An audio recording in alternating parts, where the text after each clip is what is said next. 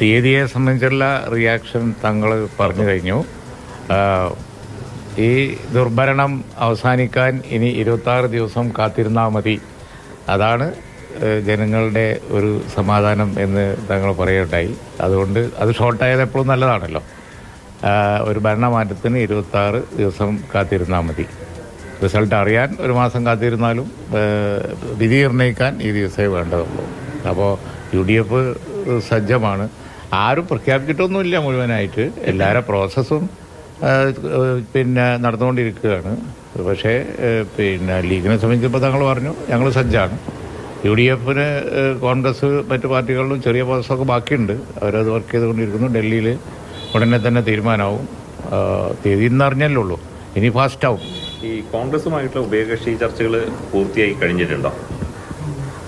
അല്ല, ലീഗിൻ്റെത് ഏറെക്കുറെ പൂർത്തിയായി. ഇന്നിപ്പോൾ നാളെ ഇനിയിപ്പോൾ ഇന്ന് നടന്ന ചർച്ച ഇന്ന് ഉച്ചക്കല്ലേ ഇപ്പോൾ ചർച്ച അവസാനിച്ചു. ഇപ്പോൾ വന്നേ ഉള്ളൂ. ഞങ്ങൾ തങ്ങൾക്ക് റിപ്പോർട്ട് ചെയ്ത് ഞങ്ങളൊന്ന് വിലയിരുത്തി നാളെ പറയാം. കൃത്യമായിട്ട് നാളെ പറയാം.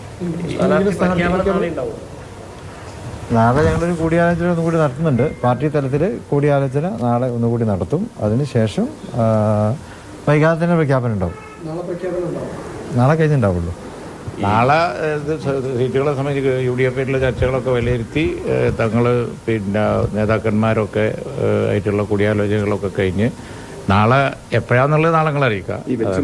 തീരുമാനം ആയി കഴിഞ്ഞിട്ടുണ്ടോ കോൺഗ്രസും ലീഗും? തിരുവമ്പാടി പ്രത്യേകിച്ച് അല്ല, അങ്ങനെ ഇപ്പോൾ ഒന്ന് പറയാൻ ഓതറൈസ് ചെയ്തിട്ടില്ലല്ലോ.